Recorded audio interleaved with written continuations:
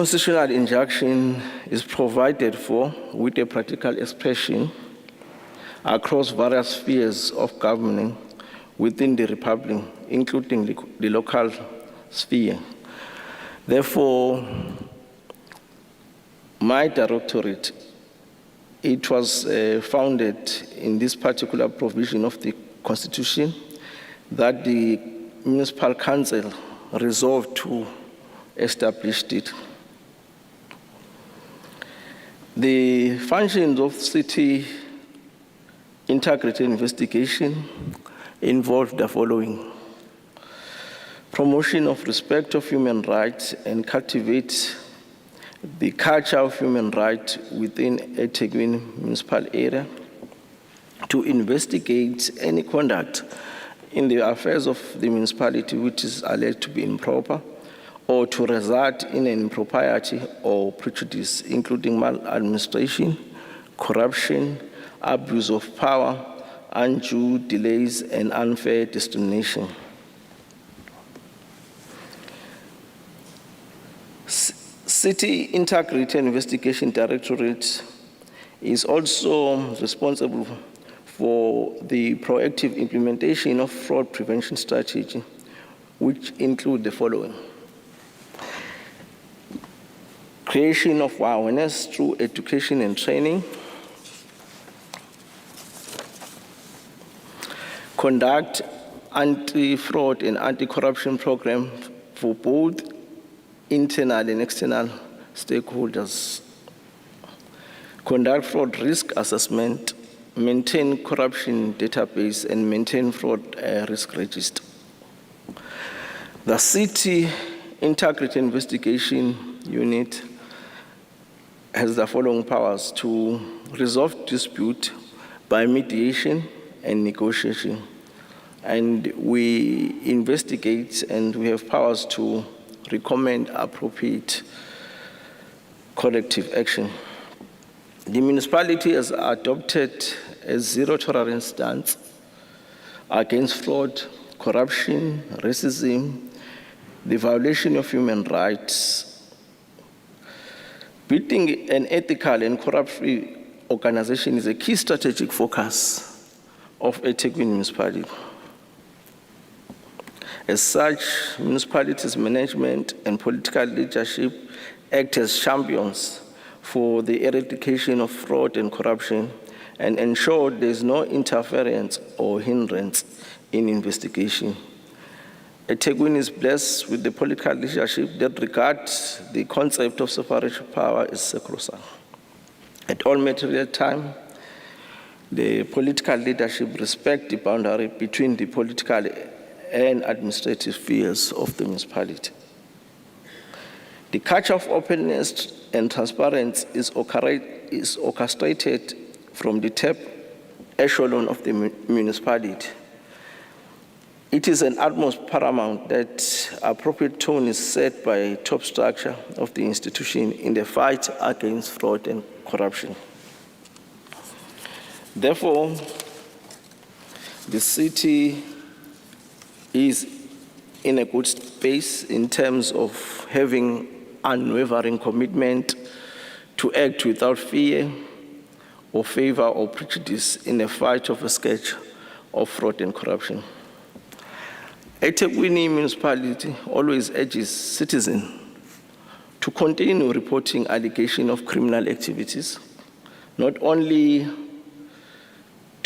to CID, City Integrity Investigation Directorate, but to any other law enforcement agencies. This is irrespective of who is implicated. The municipality cannot allow criminal to tarnish its name. It is our strong held view that the scourge of fraud and corruption can only be eliminated through a multi-pronged cooperation of many stakeholders. This year, the eThekwini is in partnership with the Institute of Commercial Forensic Practitioners in celebrating International Fraud Week. This event is themed as promoting of human rights. International Fraud Awareness Week is celebrated globally in November each year as the campaign to minimize the impact of fraud by raising awareness through education. The City Integrity Investigation Directorate has mobilized all relevant stakeholders to elevate its efforts against fraud and corruption in the municipality. We have jointly developed a program with ICFP to respond to the challenges of poor governance, commit to redressing these challenges and share common vision. The objective of this conference or seminar is to commemorate Fraud Week, Corruption Week, and create a meaningful platform to engage, to encourage all practitioners and other role players to elevate good governance practice, to alleviate fraud and corruption, to raise awareness on the extent of corruption and the current challenges, and explore the implication to governance, to mobilize all stakeholders to commit to fighting the scourge of fraud and corruption, to encourage political leadership on how to engage political leadership on how to better play oversight role in support of good governance, to leverage existing partnership and collaboration in addressing fraud and corruption. Welcome everyone. Just that was like a welcome note for all the participants in this particular conference, ladies and gentlemen. I have prepared a presentation that I would like to share with you today, a brief presentation on the work of the municipality in the quest to fight against fraud and corruption, ladies and gentlemen.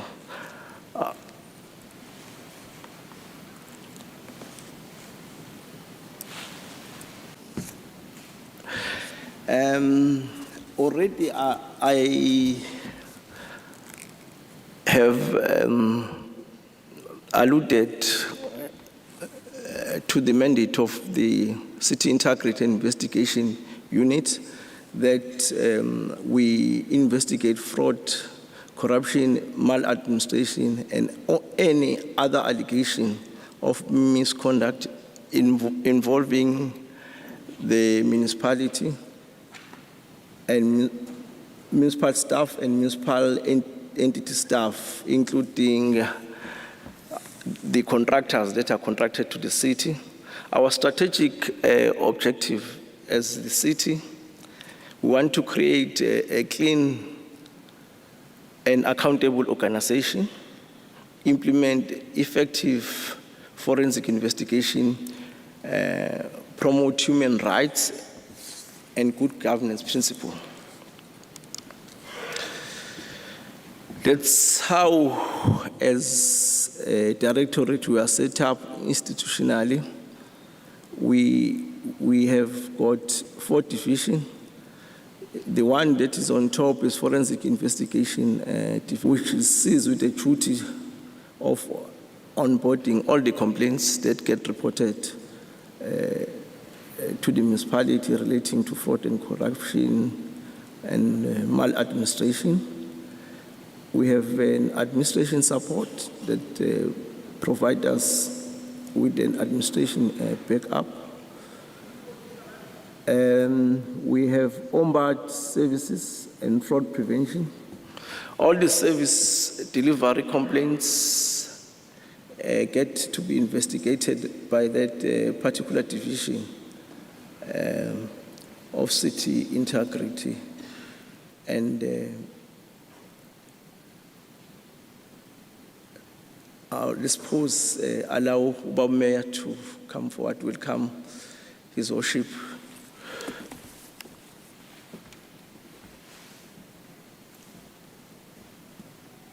His Worship.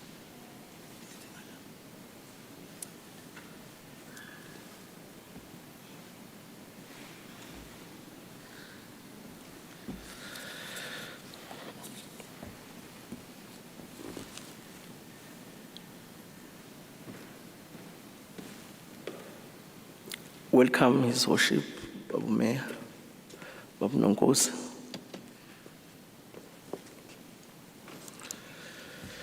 In terms of how we approach our business as the City Integrated Investigation Unit, that's the full cycle approach, founded in those 4 pillars coming from National Fraud Strategy, detection, people who are interested to report matters to be followed up upon by us in terms of investigation.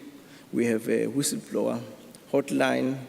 People, they can come physical to our offices. They can use emails.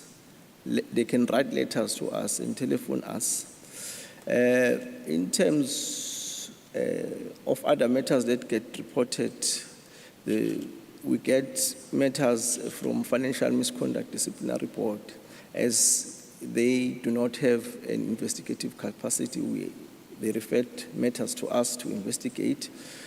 From time to time, also, Municipal Public Account Committee will ask matters to be investigated by CID. The Office of the Speaker, we have received a referral in terms of the legislation is responsible for the conduct of the political leadership, the councillors, if they are of a view that the allegation they require to be investigated by CID, they refer matters to us to investigate those matters. Prevention pillar, second pillar, is very important in our view, ladies and gentlemen. We create awareness on good governance principle, ethics, management, and equality program. We utilize different platforms, ladies and gentlemen, in terms of communicating our message. We have contact and visual training, digital media, platform, print media, radio slots, and radio shows. The third pillar is investigation, ladies and gentlemen. It's an important pillar as well. We investigate any conduct in the affairs of the municipality that is alleged to be improper or to result in any impropriety or prejudice, including maladministration, fraud, corruption, abuse of power, undue delay, and unfair discrimination. In terms of the resolution pillar, ladies and gentlemen, then we're empowered to mediate, facilitate negotiation in a quest to resolve the queries from the members of the public. In terms of the report that we draft as well, we are empowered to recommend appropriate corrective action. Our recommendation in terms of the forensic investigation that we conduct, we can recommend disciplinary action, civil recovery action, blacklisting, improvement of internal control, and opening of criminal cases. Already I have indicated to you in terms of our jurisdiction that all municipal line directorate, including department, we can investigate. All employees of the municipalities, our municipality, all service providers, immediately you enter into a contractual arrangement, or must I say, at the point of you submitting your bid, you are empowering us to investigate you. We investigate councillors. I have already explained that particular part, and including our entities as well. Institutional responsibility, ladies and gentlemen,